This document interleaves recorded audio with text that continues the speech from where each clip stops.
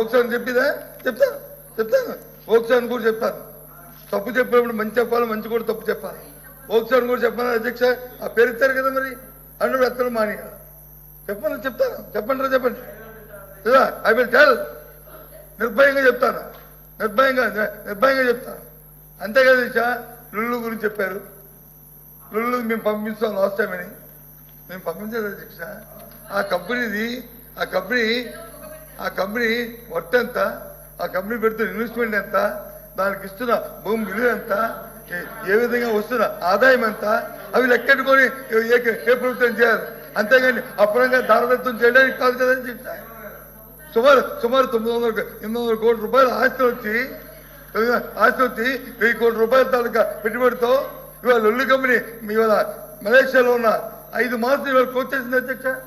5 మాసాలు ఇవాళ క్లోజ్ చేసింది. ఇది రికార్డ్. మలేషియాలో ఉన్న లుల్లు కంపెనీ సంబంధించిన 5 మాసాలే వాళ్ళు మూత అయిపోయాయి. అది వాస్తవం కదా, కొనుక్కోమని అధ్యక్ష. మీరు వస్తే అడుగుతున్నాను. ఆ కంపెనీ తాలూకా క్రెడిబిలిటీ ఏంటో కనుక్కోండి అధ్యక్ష. మీరు అడుగుతారు కాబట్టి నేను చెప్తాను. మీరు అంతే కదా అధ్యక్ష. ఏంటి ఇక్కడికి వచ్చింది అధ్యక్ష. విజయవాడలో ఉన్న ఆర్టీసీ సైట్ని తీసుకెళ్లి లుల్లు కంపెనీకి ఇచ్చామంటే ఏంటి అధ్యక్ష? ఏ ఆప్షన్లు ఇవ్వచ్చు కదా, ఇవ్వండి. మేము ఎన్ఎల్బిట్ మాల్ పెట్టాము వైజాగ్లో. దానికి ఇంకా రేపు ప్రారంభం అవ్వద్ది. దానికి డైరెక్ట్గా వాళ్ళకి ఇచ్చామా ఆప్షన్లు? పెట్టండి. మీరు ఎందుకు వే ప్రాసెస్ ఎందుకు చేయట్లేదు? ఎందుకు డైరెక్ట్గా చేస్తారు? డైరెక్ట్గా ఉల్ఫా కంపెనీ లాంటికి ఎకరం రూపాయికి ఇచ్చేస్తారంటే ఏంటిది? ఇది ప్రభుత్వం ఏంటి? ఇది వచ్చా ఇవ్వకూడదా చెప్పండి. Straight I'm asking straight question. TCS కి రూపాయికి ఇవ్వకూడదా? మేము ఇచ్చింది 2 కంపెనీలు sir. One is TCS, other one is Cognizant. ఒక్కొక్కరు 25,000 ఉద్యోగాలు క్రియేట్ చేస్తారు. నేను ఇప్పుడే స్పష్టంగా చెప్పా 15,000 కోట్ల యాన్యువల్ ఎకనామిక్ యాక్టివిటీ క్రియేట్ చేస్తాం. ఇవ్వకూడదా ఇవ్వచ్చా? దయచేసి క్లారిటీ ఇవ్వండి సార్. నాకు 2 కంపెనీలకి ఇచ్చాం, ఇంకే కంపెనీలకు ఇవ్వలేదు. ఇప్పటికీ ఇవ్వచ్చా ఇవ్వకూడదా మీరు కొంచెం క్లారిటీ ఇవ్వండి సార్. Thank you sir. టీసీఎస్కి ఉల్ఫా కంపెనీకి తేడా లేదండి. దానికి ఇచ్చినప్పుడు వచ్చి మీరు ఏ బాక్స్కి వెళ్ళొచ్చు కదా, ఆ రేటుకి వచ్చి వాళ్ళకి కూడా ఇవ్వచ్చు కదా. వత్స గారు మీరు డీటెయిల్స్ వెళ్ళండి సార్. ఉర్సాకి రూపాయికి ఎవరిచ్చారు సార్? ఎవరిచ్చారు రూపాయికి? మీరే చెప్పారు. ఎవరు చెప్పారు? I'm challenging sir. I'm never sir. అది జగన్మోహన్ రెడ్డి గారు చెప్పింది మీరు ఇక్కడ చెప్తున్నారు. బొత్స గారు మీరు మళ్ళీ సత్యదూరం మాటలు చెప్తున్నారు. ప్లీజ్ మీరు సత్యదూరం మాటలు చెప్తున్నారు. I'm challenging you sir. I'm challenging. మీరు చెప్పండి, చూపించండి. ఉర్సాకి నేను రూపాయికి ఇచ్చాను, మీరు నిరూపించండి. I will resign now. I'm ready to resign. I'm challenging. I'm ready to resign. రూపాయికి ఇచ్చానని మీరు చెప్పండి, ప్రూవ్ చేయండి. ఈ హౌస్ లో ప్రూవ్ చేయండి. మీకు కావాలంటే వాయిదా హౌస్ నేను మొత్తం డిపార్ట్మెంట్ తీసుకొస్తా. యూ ప్రూవ్ 1 రూపీకి ఇచ్చాను. Only 2 companies, TCS, Cognizant. ఇవ్వచ్చా ఇవ్వకూడదా? దయచేసి మీరు చెప్పండి సార్. అధ్యక్ష, మంత్రి గారు మాట్లాడుతారు, నాకేం అభ్యంతరం లేదు. కూర్చోబడి కూర్చుంటాను. నేను మళ్ళీ మాట్లాడతాను, నాకే అభ్యంతరం లేదు. నేనేమి ఇది పోటీ కాదు. ఇది పోటీ కాదు. వారి అభిప్రాయము, వారి వాస్తవాలు ప్రభుత్వంలో వాళ్ళు చెప్తారు. మేము అపోజిషన్గా ప్రభుత్వానికి బాధ్యతగా మా బాధ్యత మీకు చెప్తాం. అంతేగాని ఈ రకమైన ఇది కాదు కదా అధ్యక్ష. ఆయన కాదన్నారు, పత్రికల్లో వచ్చింది తీయండి అధ్యక్ష. తర్వాత ఒక్క నిమిషం మరి వినొచ్చు కదా నా మాట వినొచ్చు కదా. ఎందుకంటే తొందర? లోకేష్ గారు ప్లీజ్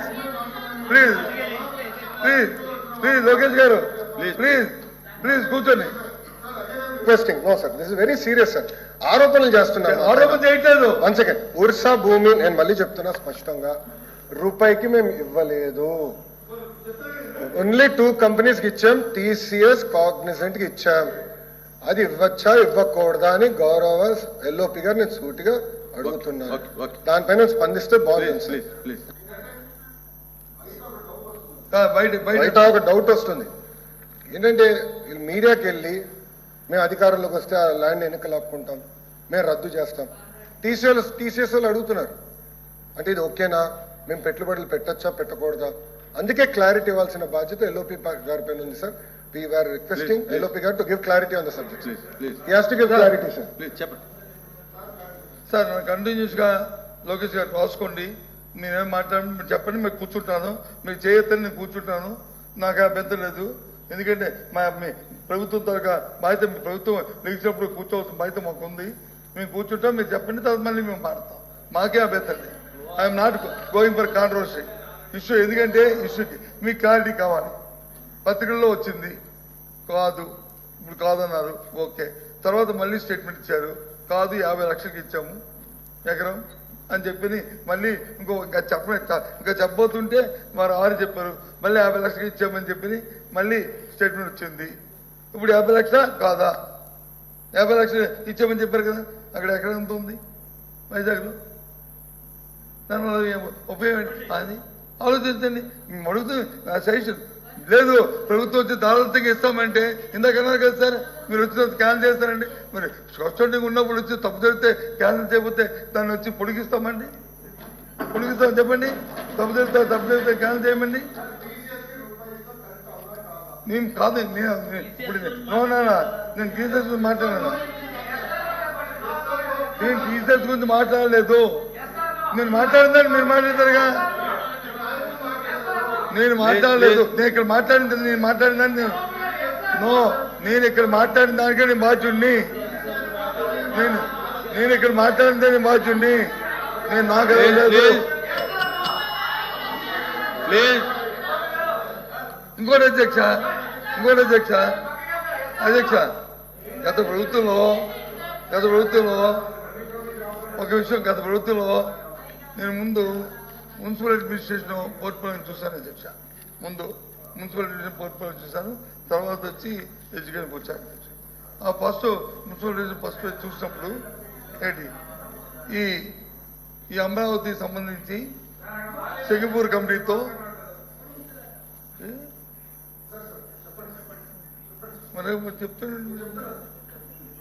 సింగపూర్ కంపెనీతో ఒప్పందం చేసుకున్నాము. 60-40 రేషియోలోను సంథింగ్ ఓ పర్సన్ అటు ఇటు సబ్జెక్ట్ కరెక్షన్. మళ్ళీ నేను అంకిత తప్పు చెప్పాను అనుకోకుండా చేసుకున్నాము.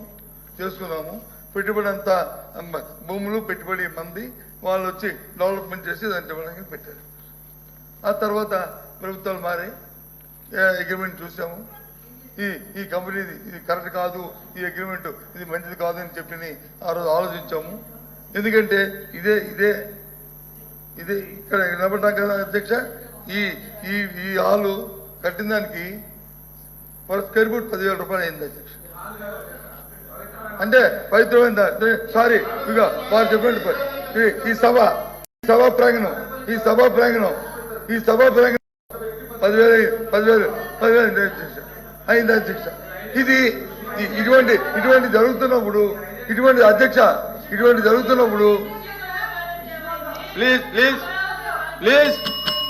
ప్లీజ్ చెప్పనే ఉండే తర్వాత చెప్తారు కదా, మంత్రి గారు చెప్తారు దానికి. మరి మాట్లాడుతున్నారు కదా, వారు మాట్లాడున్నావా? మరి వారు మాట్లాడిందా నేను మాట్లాడినా? సింగపూర్ ఎవరెత్తారు? నేను ఎత్తాను చెప్పండి. సింగపూర్ ఎవరెత్తారు ఏంటి?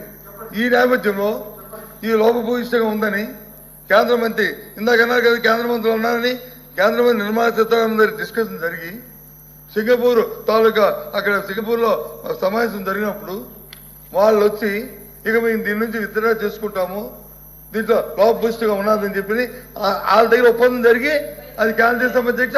తర్వాత ఎవరైతే ఒప్పందం చేస్తారో సింగపూర్ పర్సన్ వచ్చి జడ్జికుంటున్నారు కదా అధ్యక్ష. ఆ ఈస్టర్ అతను ఆ సింగపూర్ గవర్నమెంట్ అతన్ని జైల్లో పెట్టింది అధ్యక్ష. ఆ గవర్నమెంట్ అతన్ని శిక్షింది అధ్యక్ష. మేము పెట్టలే కదా అధ్యక్ష, అధ్యక్ష. ఏ కేసు పెట్టినా వాళ్ళ మేము చేస్తాం అధ్యక్ష. మేము జైల్లో పెట్టాం అధ్యక్ష. మేము ఇద్దరు చేసుకోమన్నది గవర్నమెంట్ ఇద్దరు చేసుకున్నాం. వాళ్ళు వచ్చి ఆ గవర్నమెంట్ వెనక్కి వెళ్ళిపోయింది, వాళ్ళు చేసుకున్నాం అధ్యక్ష. అంతేగాని మేమేం చేస్తాం అధ్యక్ష? దానికి హూ ఇస్ రెస్పాన్సిబుల్ దానికి? అది వారే ఎత్తుకుంటారు, మళ్ళీ వాళ్ళే వెనక్కి వెళ్తారు, వాళ్ళు కాదంటారు. కేంద్ర ప్రభుత్వం సంబంధమే చెప్తాను కదా. మీరు చెప్పిన పేరులో నేను చెప్తాను. సెంట్రల్ ఫైనాన్స్ మినిస్టర్ గారికి కొనసాగంలోనే జరిగింది క్యాన్సిలేషన్. ఇది రికార్డ్. తమకు కావాల్సిన ఢిల్లీకి వెళ్ళినప్పుడు అధ్యక్ష తమ ద్వారా చెప్తున్నాను, ఢిల్లీకి వెళ్ళినప్పుడు ఒకసారి వెరిఫై చేసుకున్నాను. ఇదే నేను చెప్పింది అవాస్తవం అయితే వాస్తవం అధ్యక్ష. ఇవన్నీ ఎందుకంటే చేస్తున్న నేను డెవలప్మెంట్ చేస్తే ఎవరు కాదంటారు అధ్యక్ష?